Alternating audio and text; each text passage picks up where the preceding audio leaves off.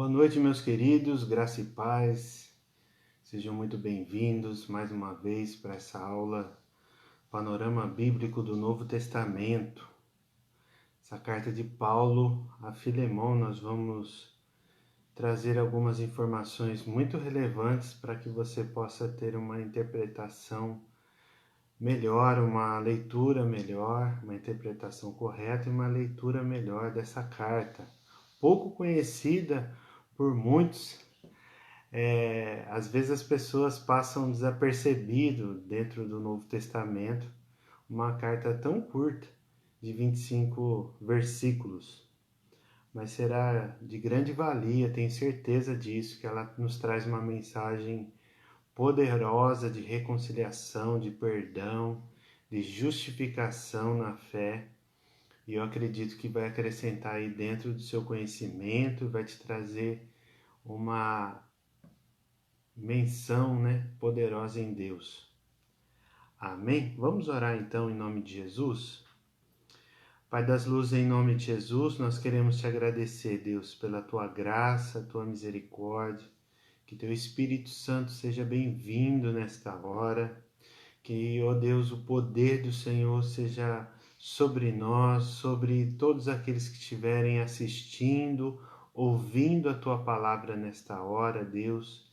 Que o teu nome seja glorificado, a tua palavra seja honrada e, ó Deus amado, a tua igreja edificada nesta noite, em nome de Jesus.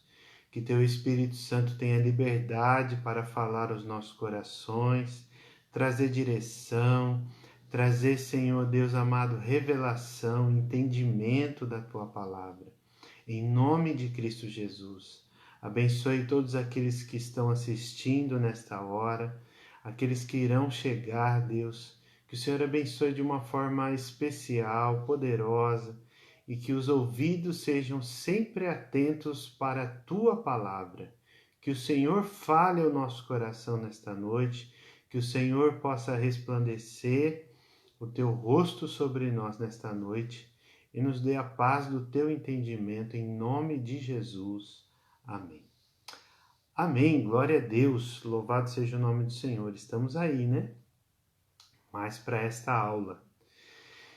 Então, amados, é importantíssimo, termos chego até aqui, graças a Deus, por todos esses meses, temos sido assíduos, dentro desse estudo e tem enriquecido demais a nossa vida, com a leitura bíblica, com a nossa visão agora, olhando para as Escrituras, com esse pano de fundo, com essa narrativa, com tudo aquilo que nós trouxemos de informações culturais, históricas, dentro do Antigo Testamento e o Novo Testamento. Então é de grande valia estarmos hoje falando sobre a última carta que Paulo, o apóstolo, escreveu, registrada no Novo Testamento. Então essas cartas, são muitas cartas, são muitos escritos, mas aqueles que foram canonizados, reconhecidos, foram esses, Então, Valdelei, seja muito bem-vinda, irmã. Então, com isso, nós temos essa grande ferramenta, grande instrução, doutrina bíblica sobre o perdão, sobre a fé, sobre muitas coisas que nós vamos aprender aqui nesta noite. Mas é importante dizer, queridos, que você, além de assistir essas aulas, que é muito importante, mas você também possa estar cada vez mais.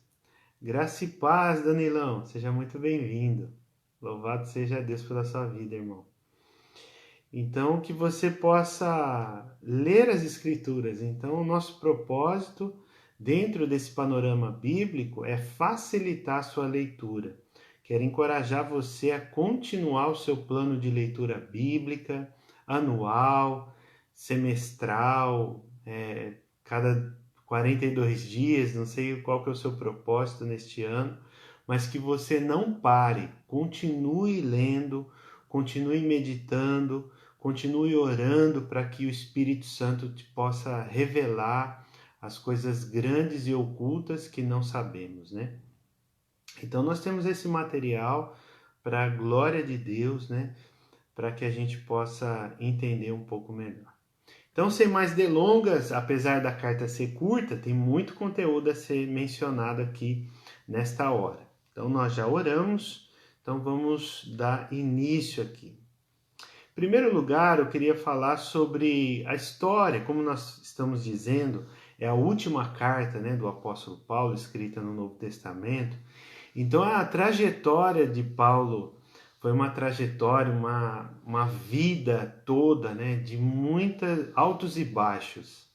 Sempre ali vendo avivamento, como aconteceu em Tessalônica, né, como aconteceu em vários lugares.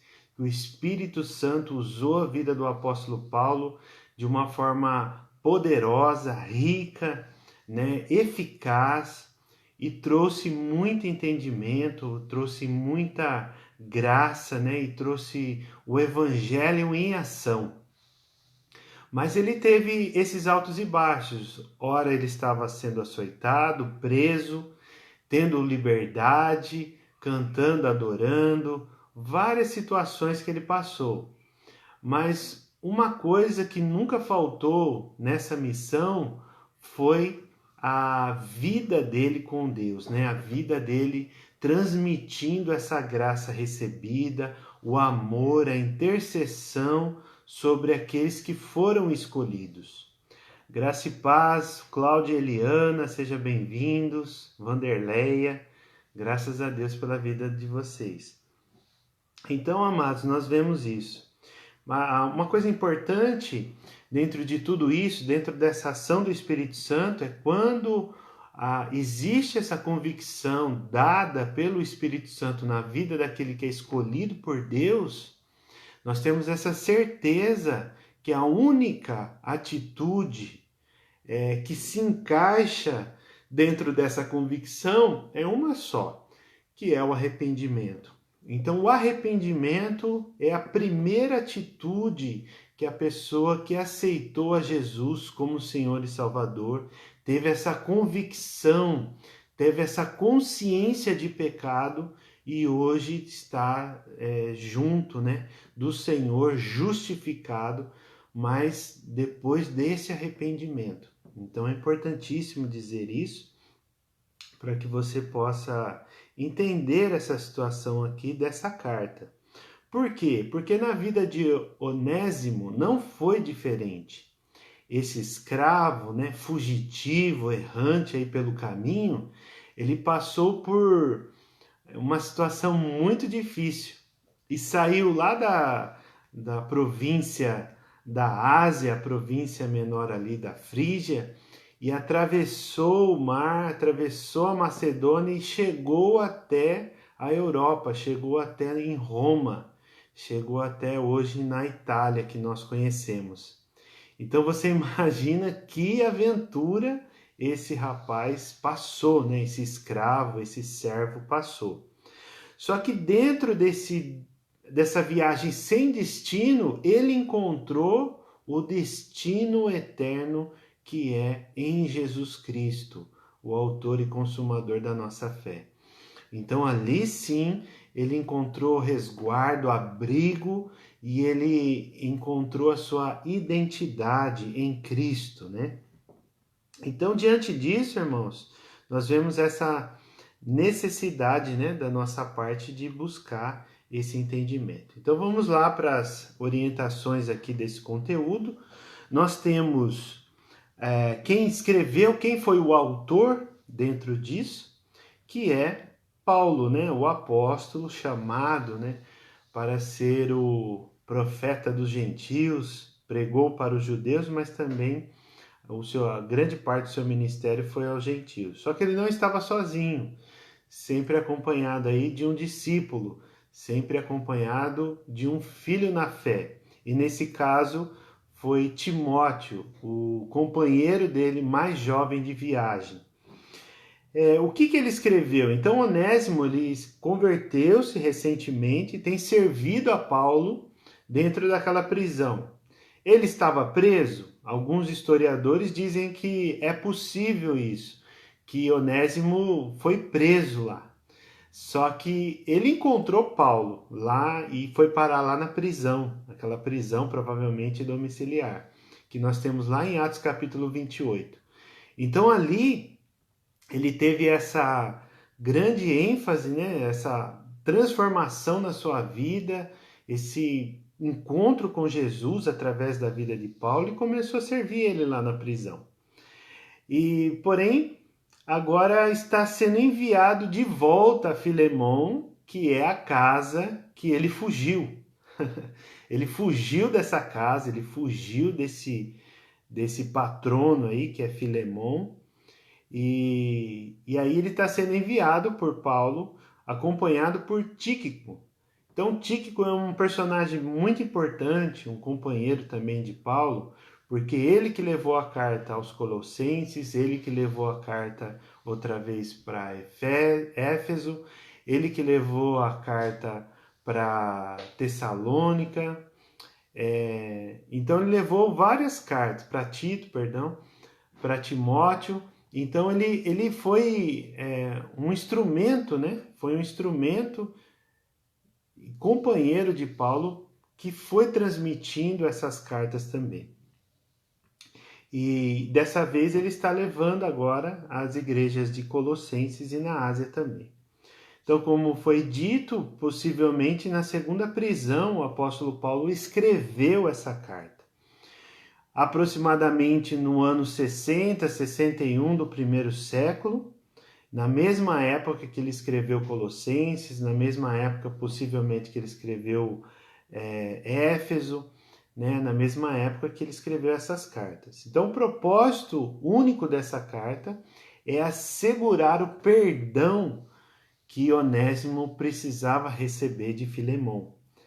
Então Filemon precisava ser perdoado. Então, para a gente entender um pouco aqui, nós anotamos algumas coisas.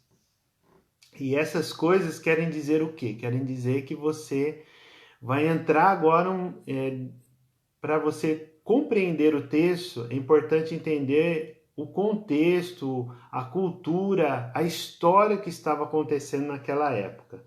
Porque quando nós falamos de escravo, o que vem a primeira coisa, o primeiro pensamento na nossa mente?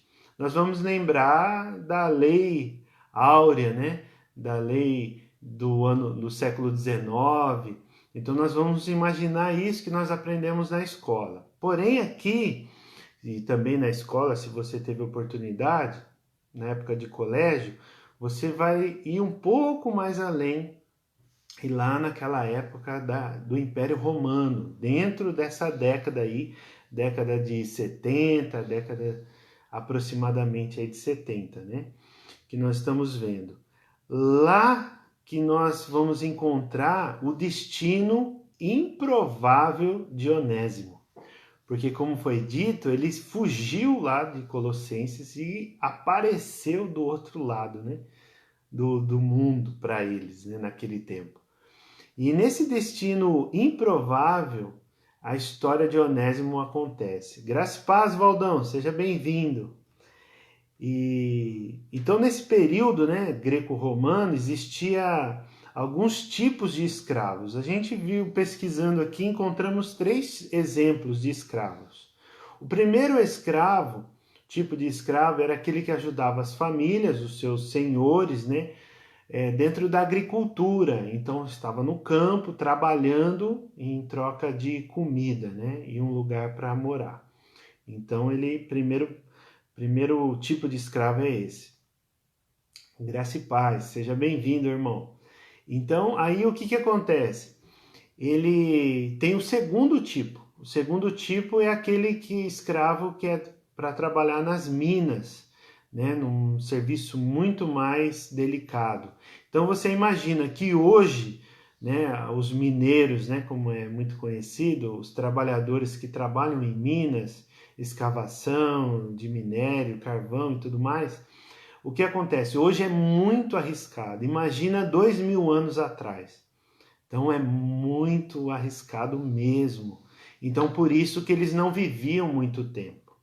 E o terceiro tipo de escravo naquele período, foi o escravo doméstico, que estava junto lá na casa, servindo, né, o seu senhor na sua casa, na sua chácara, na sua fazenda lá daquele tempo. Então, com isso, nós vemos esse tipo, né? Onésimo provavelmente participava da família de Filemão como um escravo doméstico.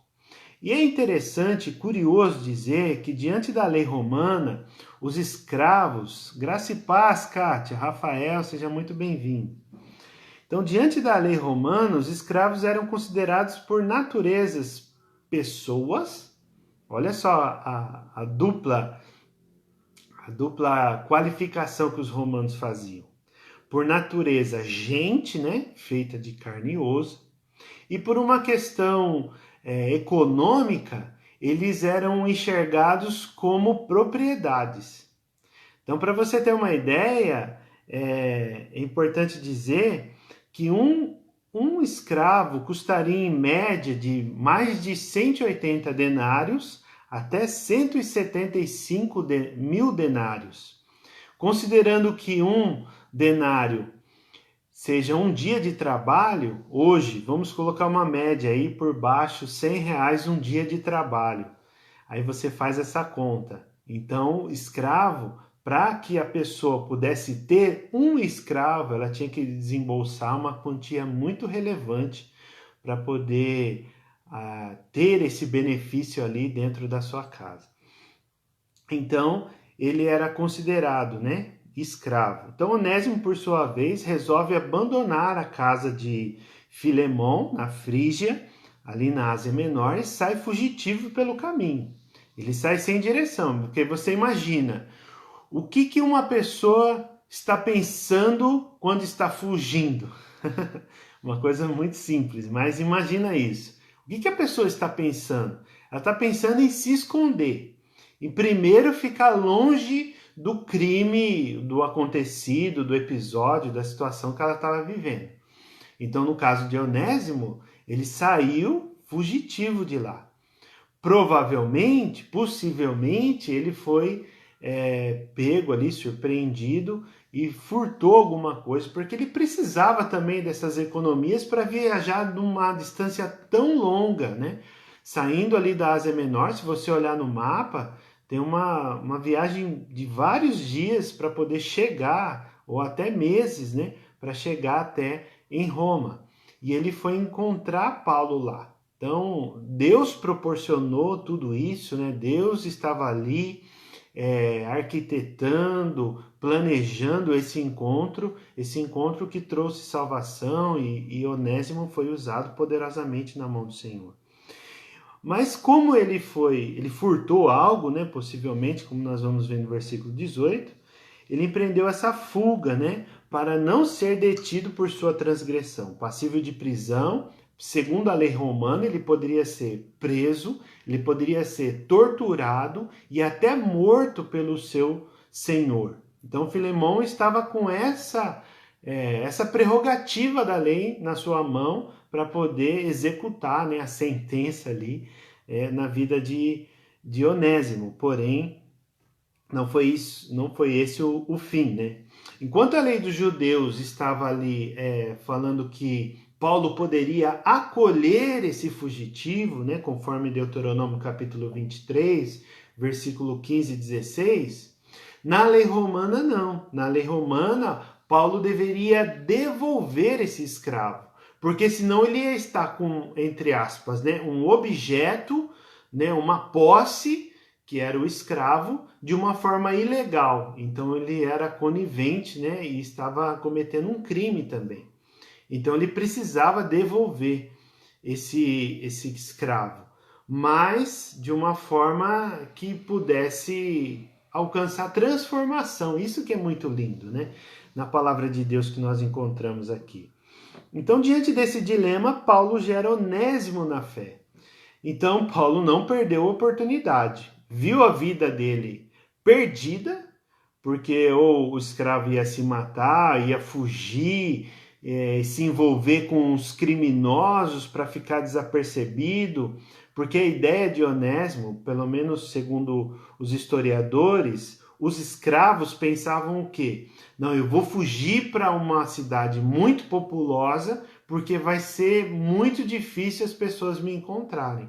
Então, por isso que ele foi para Roma, né? Porque Roma era muito populosa nesse tempo, né? O tempo de Paulo. Graça e paz, Maria, seja muito bem-vinda, irmã. Um abraço para o Zé de Abreu. Então, nós estamos aí, né, com essa situação, com esse dilema. Aí, baseado nessa fé, Paulo vai lá e prega para Onésimo, e Onésimo se converte ao Senhor e começa a ajudar Paulo. Porque a identidade, olha só que interessante isso, a identidade de Onésimo era servir de uma forma ou de outra, né, tendo liberdade ou sem liberdade, sempre foi servir. Então, enquanto ele esteve ali a oportunidade, o que ele fez? Serviu a vida de Paulo. Olha só que interessante, né? Então, a nossa identidade também precisa ser assim. Então, servir a igreja do Senhor Jesus.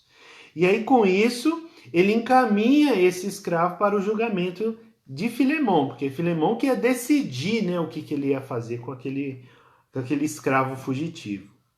Então, dentro disso, queridos, desse pano de fundo, nós vamos encontrar aqui esse tema, né, maravilhoso que nós colocamos, que o Senhor mostra através da sua palavra, que é o amor intercessor.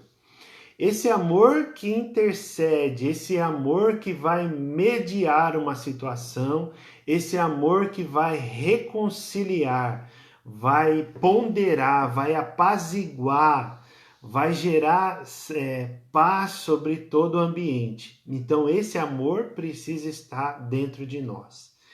É claro que muitas vezes nós temos atitudes que falam, meu Deus, como que um crente pode fazer isso?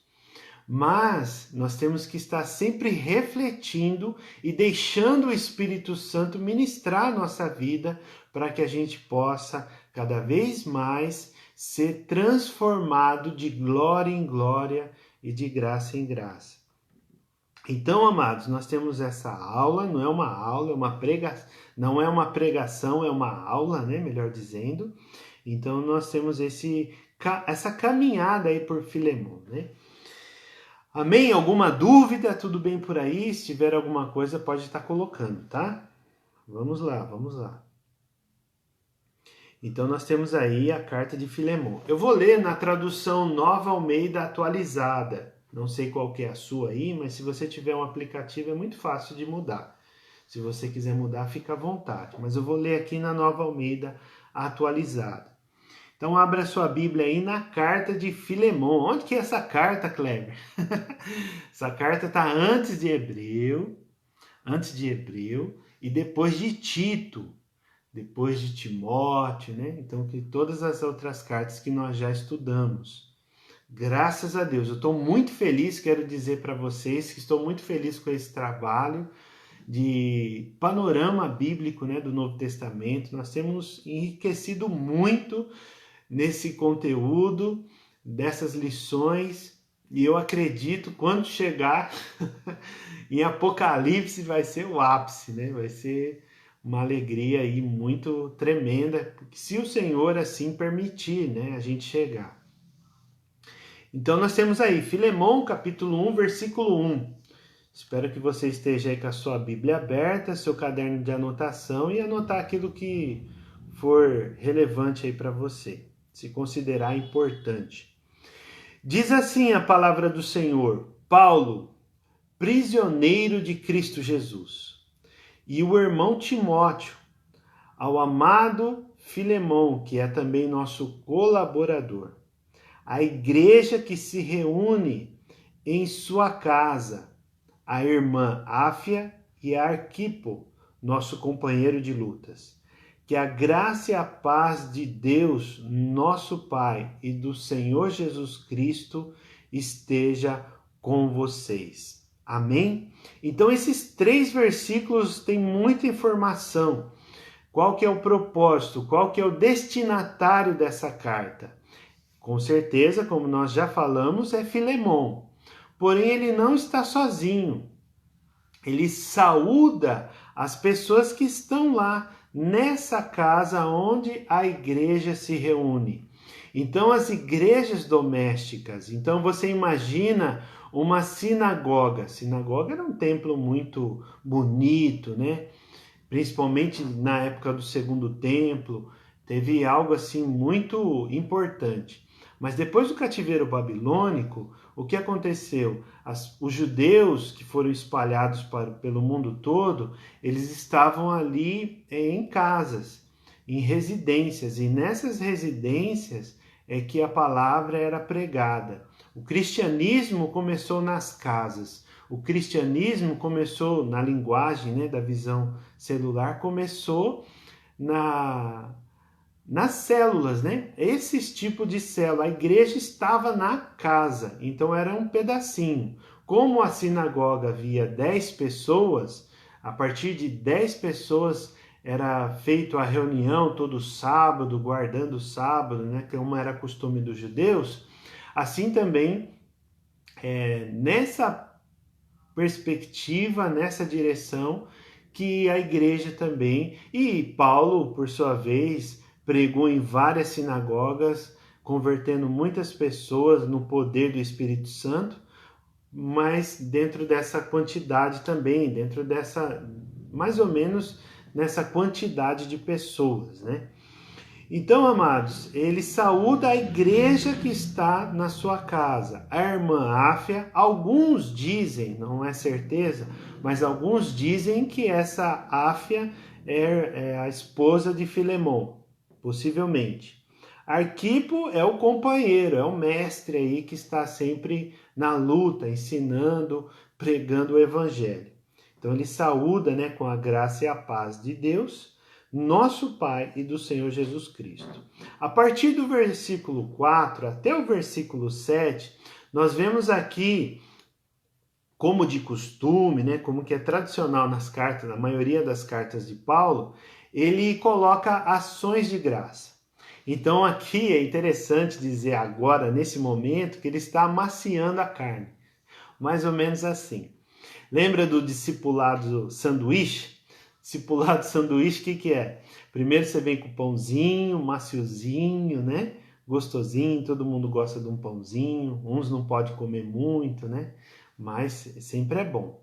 Depois vem a carne, aquela consistência, aquela coisa mais direta. E depois vem o pãozinho de novo ali. Então é o discipulado sanduíche. Então esse discipulado, o que quer dizer? Quer dizer que ele vem trazendo, e é uma realidade, ele não está mentindo com isso, ele não está querendo persuadir, ele está afirmando, né? Que está dando graças a Deus e lembrando sempre de vocês nas minhas orações. Por quê? Porque a gente acabou não dizendo, mas Filemão faz parte da igreja de Colossos. Então, essa cidade, naquelas cidades ali perto, essa igreja estava ativa e Filemão fazia parte, assim como Onésimo também. Então, dentro disso daí, essa carta ela foi no mesmo período escrita na carta de Colossenses, de Efésios, né, lá naquele período. E foi encaminhado por Tíquico também a essa localidade, tanto a carta na Ásia, né, na cidade de Éfeso e também na cidade de Colossos. Então ali ele está falando, lembrando dessa igreja, então como um todo, não especificamente sobre a vida de Filemão, mas como um todo, como a igreja que se reúne ali, incluindo Filemão. Então onde ele coloca, por quê? Aí ele explica porque eles têm lembrado sempre dessa igreja lá em Colossos nas suas orações. Por quê? Ele está explicando. Tenho ouvido falar da fé que vocês têm no Senhor, que esse é o argumento teológico, né, que Paulo defende em todas as suas cartas. É um argumento que está dizendo o quê? Que a fé em Jesus Cristo é o motivo da justificação e da salvação. e do arrependimento. Então, com isso, ele está destacando, porque ele ouviu dizer, ele ouviu muito essa mensagem chegando para ele. E também a segunda base aqui, mais uma vez, é o amor. O amor por todos os santos, por todos os escolhidos, por todos os membros da igreja do Senhor Jesus Cristo naquela província. Então, aquela comunidade estava efetivamente exercendo o cristianismo através da fé em Jesus Cristo e do amor uns pelos outros. E essa atitude tem levado testemunho para muitos lugares. Então, com isso, chegou até Paulo, e Paulo, assim, dá graças a Deus e lembra sempre dessas pessoas da igreja nas suas orações. Ora, para que a comunhão da fé, qual que é o propósito aqui da oração? Para que a comunhão da sua fé se torne eficaz no pleno conhecimento de todo o bem que há em nós para com Cristo. Então, esse pleno conhecimento precisa ser eficaz, alcançando, através da fé, alcançando esse pleno conhecimento para que haja essa bondade, haja essa generosidade, essas ações de bondade dentro da comunidade. Porque ela é encontrada em quem? Nesses exemplos, nesses pastores, naquela época, bispos, presbíteros, que estavam cuidando, supervisionando do povo, né? Então, aqui nós temos essa fala aqui, né, de Paulo. E no versículo 7 ele já começa a remeter ao assunto mesmo ali, que é a carne, né, dentro do discipulado. Aí no versículo 7 diz ainda: pois, irmão, o seu amor me trouxe grande alegria e consolo, visto que o coração dos santos tem sido reanimado por você. Então aqui ele está trazendo a ênfase da atitude de Filemão. Aqui ele está destacando aquilo que Filemão está fazendo. Ele destacou o que a igreja está fazendo, mas agora está destacando no versículo 7 aquilo que Filemão está fazendo. Ele está fazendo o quê? Ele está, através do amor, está com grande alegria, né, e consolo, visto que o coração dos santos tem sido reanimado por você. Então, a atitude de Filemão, reanimar a vida daqueles cristãos que às vezes sofriam perseguições, que às vezes muito embate, né, filosófico daquela época, estava sempre criticando, sempre acusando o cristianismo por ser uma religião nova, né? Então ali era muito criticado pelos judaizantes, dizendo que eles não poderiam ser cristãos, confessar ao Senhor, o Deus Todo-Poderoso, se não cumprir a lei. Então você imagina essa pressão na vida da igreja daquele primeiro século. Então, qual que era o papel de Filemão? Irmãos, vamos junto. Vamos, estamos nessa caminhada, estamos nessa fé, estamos sempre pregando a palavra, estamos animando a vida das pessoas. Então, isso era a função de Filemão. Então, da mesma forma, não podemos deixar de dizer que isso nós precisamos também. Quando os nossos irmãos estão passando por apuros aí, dentro de tanto desse cenário que estamos assistindo. E é um cenário, queridos, que já aconteceu histórias semelhantes em tempos passados. Mas nós queremos dizer o quê? Que às vezes os pratos do diabo, né, naquela época, há 10 anos atrás, nem tanto, né, até hoje, é a música, é a noite, a boemia, é o vício, é a imoralidade sexual e toda a grande lista que Paulo sempre está mencionando nas suas cartas. Mas hoje nós temos também o mesmo cenário, mas com uma preocupação, uma ênfase, né, que nós estamos assistindo, que é o desemprego, é a morte, o luto, a doença, a enfermidade. Então nós temos que fazer o quê? Encorajar esses irmãos na fé. Entende? É isso que é o papel do cristão, um encorajando o outro. Ah, mas Kleber, Filemon era um patrono, né, daquela época, era uma pessoa rica, que reunia na sua casa várias pessoas, essas pessoas entravam lá e estavam sempre se alimentando, ouvindo a palavra, tendo coinonia, mas nós queremos dizer que nós podemos reanimar sem ter essa estrutura. Se tiver essa estrutura, melhor, glória a Deus por isso. Mas se não, nós podemos reanimar, porque nós reanimamos não o estômago, nós reanimamos a fé em Cristo. Nós podemos sim ajudar aquele que está passando por necessidade financeira. Mas a ideia aqui que nós queremos trazer é o quê? Reanimar o coração, né? O coração desses santos. Amém? Então, vamos prosseguindo aqui. No versículo 8, nessa tradução está escrito: pois bem. Então, dito tudo isso, saudando os irmãos, a igreja, agora vamos entrar no assunto. Por que eu estou mandando essa carta para você? Paulo está dizendo aqui por esse pois bem. Qual que é o assunto? Qual que é o tema central? É aqui no versículo 8 que nós entramos. Aí ele começa: ainda que eu sinta plena liberdade em Cristo para ordenar a você o que convém ser feito. Aqui ele está dizendo o quê?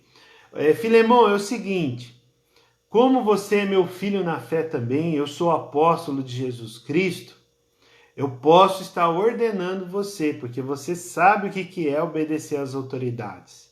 Nós estamos diante do Império Romano, diante das leis, do escravo, o escravo que obedece ao seu senhor. Você sabe muito bem essa linguagem.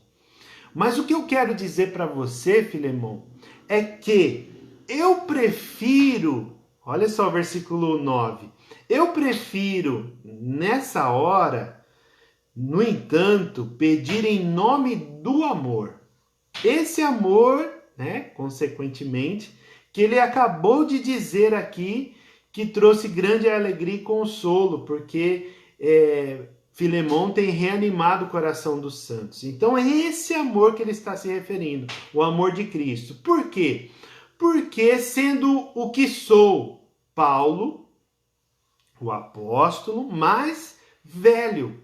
Já velho quer dizer o quê? Mais de 50. Alguns dizem que é 57, 60 anos. Então, a pessoa próximo dos 60 anos aí, vamos considerar. Já velho, né? Se a viúva é considerada, né, nas epístolas aí, acima de 60 anos, que essas deveriam ser cuidadas pela igreja, então vamos imaginar que Paulo já estava nos seus 60 e tantos anos. E aqui ele está falando: eu já sou velho e agora também prisioneiro de Cristo. Uma coisa importante de dizer nesse ponto é o quê? Que esse ponto está dizendo o quê? Que ele nunca foi preso pelo Império Romano, pela perseguição dos judeus. Ele sempre diz que ele é prisioneiro em Cristo, né? De Cristo Jesus. Por quê? Porque é o propósito, é o motivo da sua prisão. As pessoas eram presas por quê? Porque furtavam, cometiam homicídios e tantos outros crimes. Mas Paulo, qual que era o crime de Paulo? Ele ser cristão, por isso que ele estava pregando o evangelho, por isso que ele era perseguido uma hora pelos judeus, e a sua última prisão, nesse contexto aqui, foi por motivo dos judeus, né? Quando ele apareceu lá em Jerusalém, lá no finalzinho de Atos, e ele vai por viagem, né, sobe a Cesareia e depois desce até a Roma. Então, nesse período aqui foi por causa dos judeus, a perseguição dos judeus. Mas ele nunca disse que é por causa dos judeus que ele está aqui. Ele poderia se defender nesse ponto, não é verdade? Muitas pessoas fazem isso. Falam: não, eu vou me defender agora, e é por causa dessa pessoa, é por causa da minha esposa, é por causa do meu esposo, é por causa do meu pai, do meu filho, do meu patrão, é que eu estou passando por essa necessidade. Eu estou passando por essa dificuldade. Mas não, Paulo poderia se justificar dessa maneira, mas não. O que ele diz? Que ele é prisioneiro de Cristo Jesus. E diante desse argumento, diante de tudo isso, ele faz efetivamente o pedido. Qual que é o pedido? O pedido é esse: faça um pedido em favor de meu filho Onésimo, que gerei entre algemas. Então, se nós considerarmos que Onésimo ele foi preso, lá junto com Paulo, naquela casa alugada, então ele alcançou ali o coração dele. Então, por conta dessa prisão, ele foi lá e evangelizou, falou da fé em Cristo Jesus. E Onésimo, sem perspectiva nenhuma, o que ele fez? Ele abraçou, convencido do seu Espírito Santo. Mas olha só, preste muito bem atenção aqui. Aí no versículo 11 diz assim: antes ele era inútil para você, atualmente, porém, é útil para você e para mim. Aqui ele faz um trocadilho, com o seu nome, porque Onésimo significa inútil. Então era um nome comum, entre os escravos, e ele faz esse trocadilho. Então, enquanto estava com Filemão sendo escravo, ele era inútil. Mas agora, atualmente, nesse momento que Paulo está escrevendo essa carta, ele quer dizer o quê? Que ele é útil. Útil por quê? Porque ele se converteu, está servindo a Paulo dentro da prisão. Olha só que tremendo que é isso aqui, queridos. É muito lindo. Glória a Deus pela palavra do Senhor. Eu o estou mandando de volta. Ele, quero dizer, o meu próprio coração, está mandando ali o quê? Aquele filho, aquele que ele gerou, o seu discípulo, seu filho na fé, está sendo encaminhado de volta, conforme a lei romana, mas numa atitude muito radical. Porque eu quero parar nesse ponto aqui e trazer uma história para vocês. Quero contar uma história que eu presenciei, Não vivi, mas eu presenciei. Estava um dia na delegacia de polícia e chegou um irmãozinho lá. E esse irmãozinho chegou e falou: ô rapaz, eu queria ver se eu tô devendo alguma coisa. Imagina assim, numa mercearia, Você vai lá numa oficina, onde a pessoa tem uma caderneta, um crediário. Ela chega lá e tá perguntando, o que eu estou devendo? O que eu estou aí passando aí? Ficou alguma coisa para trás? Eu quero acertar a minha conta. Graças a paz, Rafael, seja bem-vindo. Aí ele chegou na delegacia e fez isso. Ele falou: eu quero saber se eu estou sendo pedido aí, se o juiz me pediu para me apresentar, para mim ser preso. Sinceramente, eu nunca tinha passado por essa experiência, nunca tinha visto isso. Já eu tinha ouvido falar, mas nunca tinha visto efetivamente. E essa pessoa chegou. Eu falei: você tá com o seu documento aí? Já peguei o documento do cara. Aí fui lá com o escrivão, ele pesquisou esse documento não tinha nada. Foi um alívio para ele. Imagina assim, 200 quilos nas costas dele sendo liberado ali. Ele tirou aquela culpa. Por quê? Porque agora ele era cristão. Naquele tempo, naquele momento, ele estava dizendo: não, agora eu sou evangélico, eu estou indo na igreja evangélica, eu não posso deixar isso para trás. E ele foi com a esposa. Imagina se dá errado, querido, se ele está pedido mesmo. Se ele vai preso, ele fica lá 2, 5, 10 anos, não sei o crime que ele estava falando. Mas você imagina essa situação, e a esposa ali falou: não, o certo é esse. No caso aqui, voltando para o texto de Onésimo, era a mesma situação. Ele precisava voltar lá. Ele estava convicto, na fé que Filemão ia perdoar, porque Filemão também era crente, era cristão. Então ele estava ali nessa convicção, mas poderia mudar, a circunstância. Se ele fosse encontrado naquela época, para você ter uma ideia, era como se ele fosse marcado, pelos soldados romanos como fugitivo. Ia marcar com uma brasa lá, um negócio na testa dele, um F lá, na nossa língua, de fugitivo. Porque todas as pessoas iam saber que ele era um escravo e fugitivo. Então, amados, você imagina, ele foi e encarou essa situação, né? Ele não deixou para trás e foi lá. Então, vamos prosseguindo aqui. Eu queria conservá-lo comigo, no versículo 13, para que ele me servisse em seu lugar nas algemas que carrego por causa do evangelho. Mas não quis fazer nada sem o seu consentimento, para que a sua bondade não venha a ser como que uma obrigação, mas algo que é feito de livre vontade. Olha só que tremendo é isso, hein? Meu Deus. Então aqui ele está falando o quê? Ele está falando, enfatizando que essa benevolência precisava ser espontânea na parte de Filemon. Não algo obrigado, não algo pré-determinado. Falar, não, eu mando, você obedece.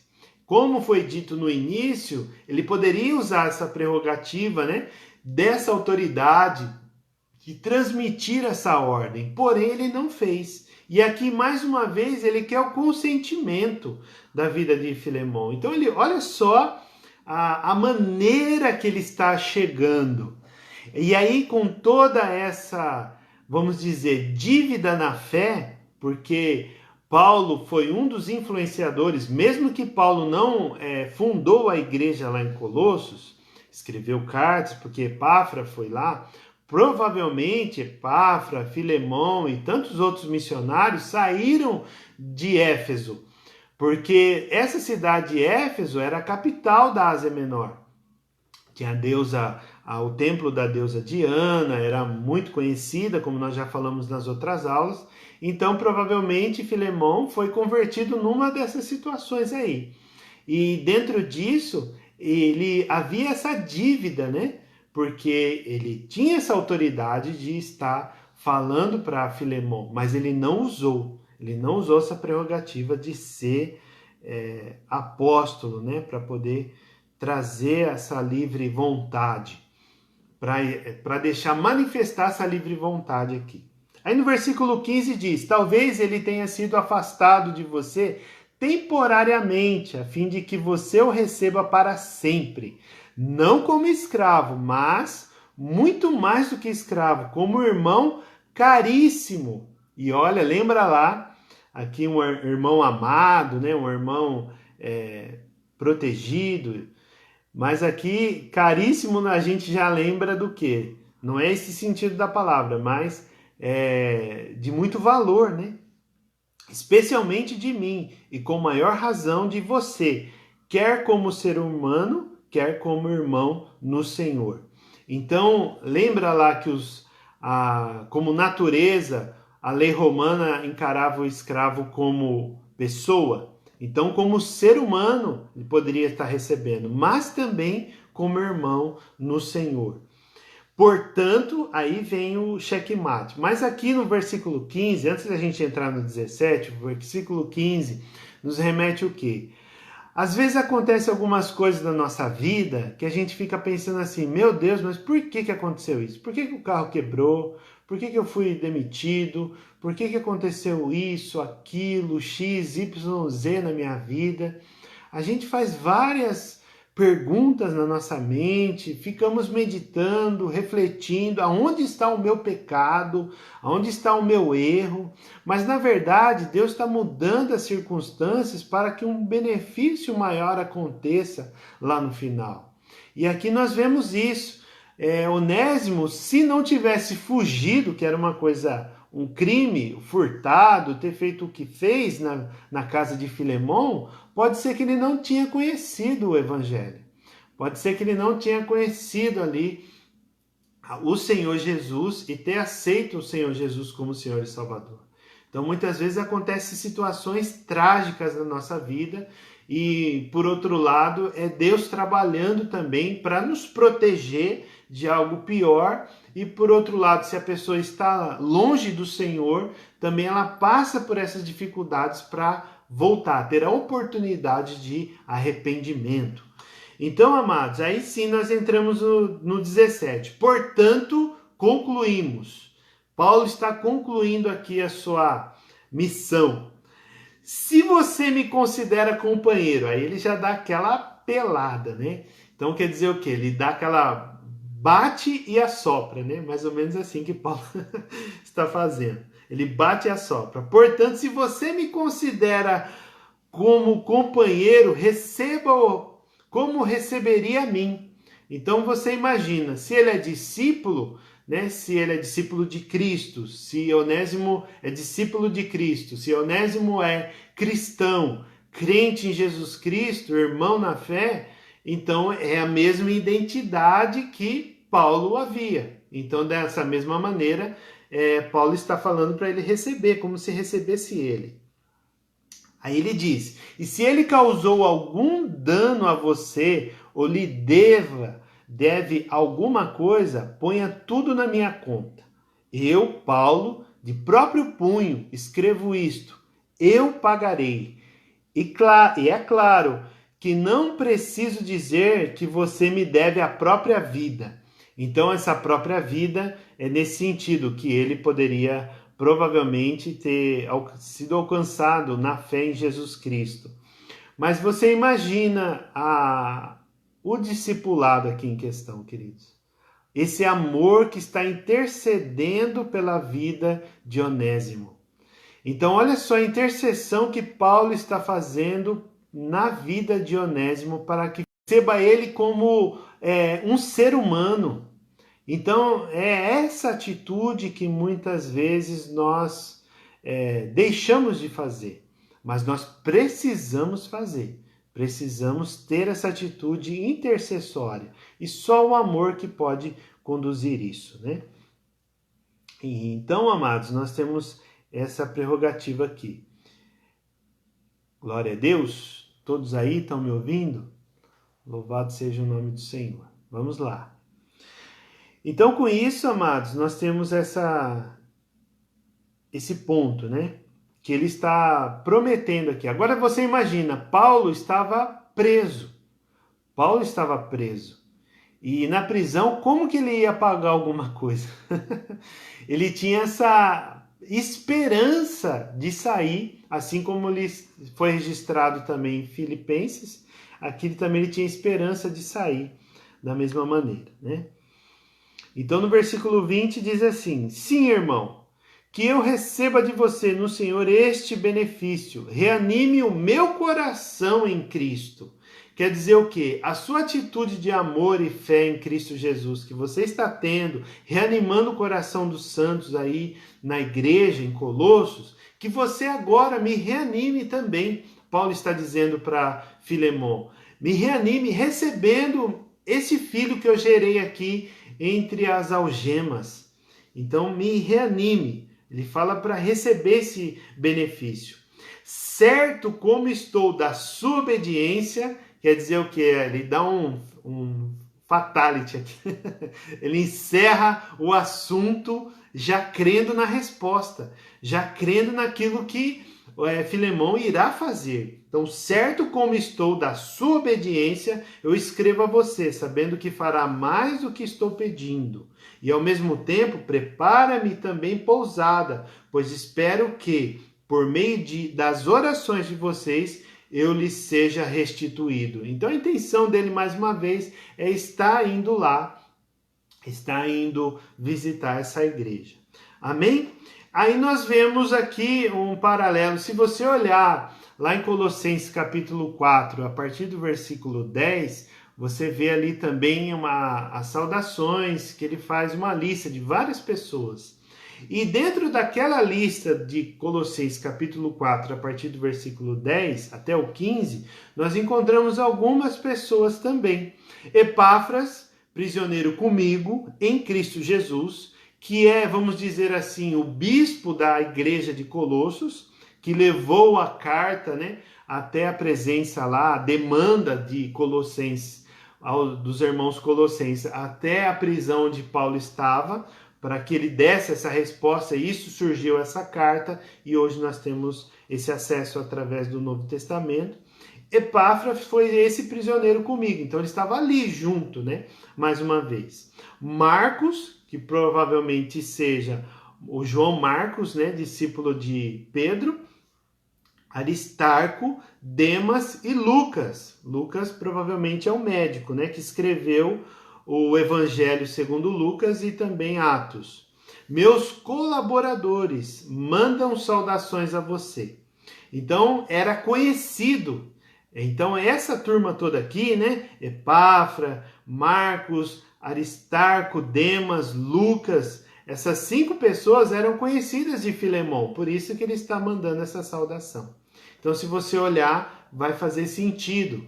Porque, como nós sabemos que foi Tíquico, né, que mandou essa carta de Filemão para essa carta a Filemão lá na cidade de Colossos, ou naquela região. Porque está sendo mencionado lá no versículo, deixa eu ver aqui, acho que é 19, né?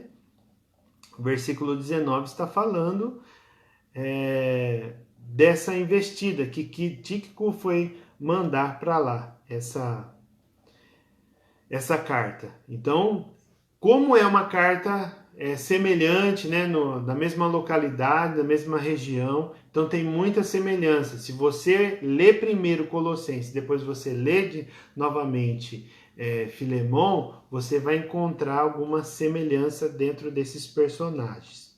Amém, queridos? Tudo bem até aí? Conseguiram acompanhar? Glória a Deus por isso, né? Eu espero que essa aula tenha crescido aí na sua linguagem, na sua vocação. Então aqui, queridos, aqui que eu quero encerrar, né, com esse assunto. Eu quero dizer uma coisa. Primeiro, que Paulo foi um judeu. Paulo foi de uma cultura judia, educado na cultura judaica, hebreia. Paulo era fariseu da tribo de Benjamim. Esse é um dos personagens dessa carta. O segundo personagem em destaque nós vemos é Filemão, um homem rico, próspero, abençoado. Provavelmente depois que Onésimo fugiu, ele já havia até comprado outro escravo para substituir lá nas suas propriedades. E ali nós vemos também Onésimo, que foi uma pessoa fugitiva, foi aí jogado para o mundo, fugindo dessa transgressão que ele cometeu, de não ser subordinado ao seu senhor, ao seu patrão. E o evangelho alcançou todas essas classes. Você imagina, uma pessoa que não tem... Você imagina, a pessoa poderia trabalhar, segundo a lei do Antigo Testamento, ela poderia trabalhar 7 anos, depois com consentimento ela ia ser devolvida. Mas na lei romana não. Na lei romana não tinha isso. Então agora você imagina a esperança de vida que Onésimo tinha. Ele não tinha esperança. Então por isso que provavelmente, possivelmente, ele fugiu dessa casa para poder ter alguma coisa, alcançar alguma coisa. E acabou voltando, né? Acabou voltando, encarando ali Filemão nessa situação.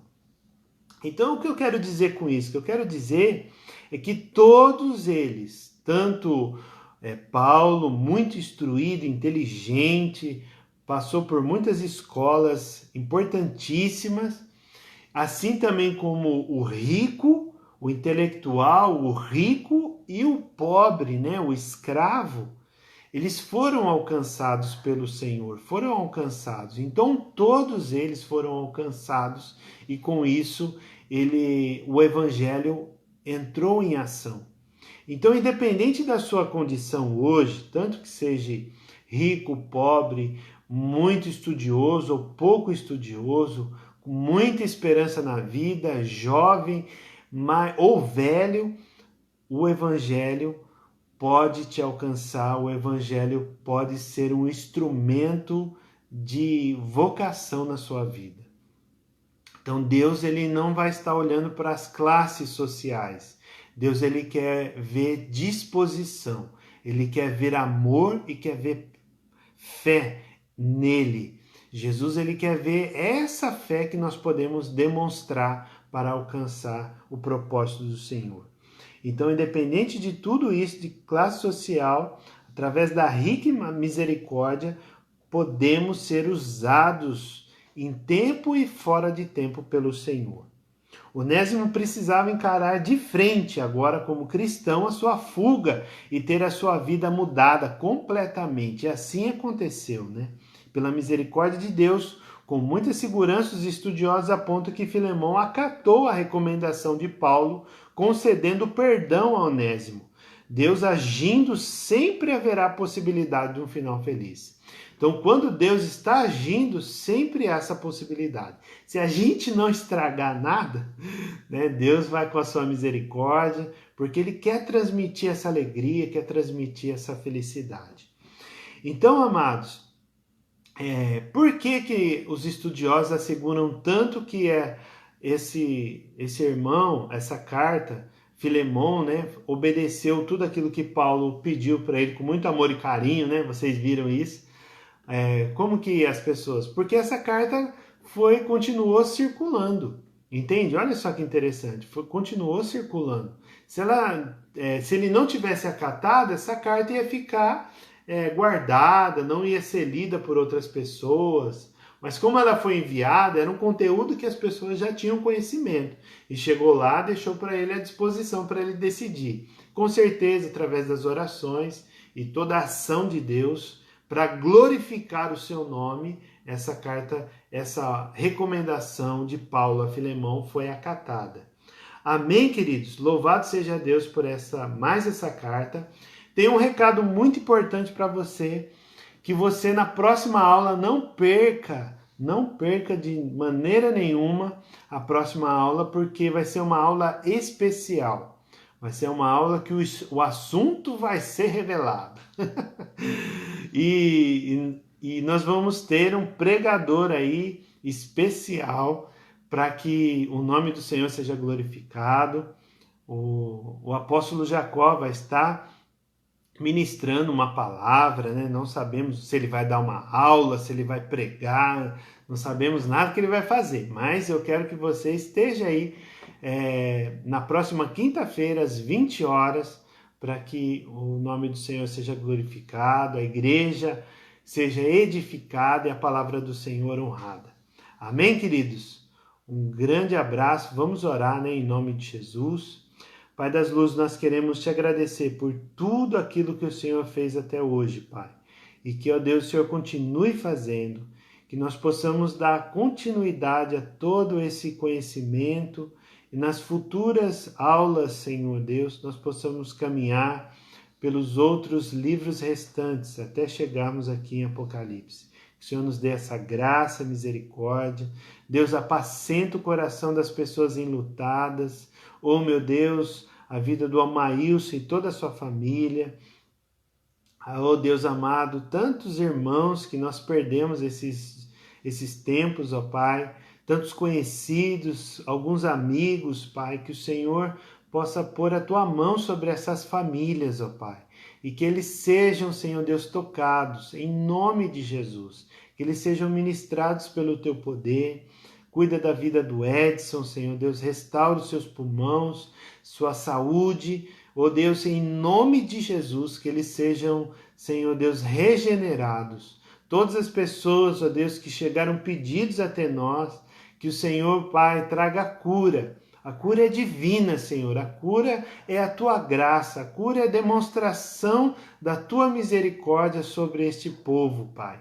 Em nome de Jesus, que nós possamos receber essa misericórdia e graça da parte do Senhor e sermos curados, sermos libertos a cada dia, Deus, para que o Teu nome seja glorificado. Em nome de Jesus.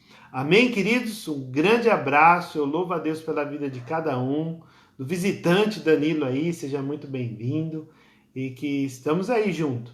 Em nome de Jesus. Deus abençoe. Até a próxima.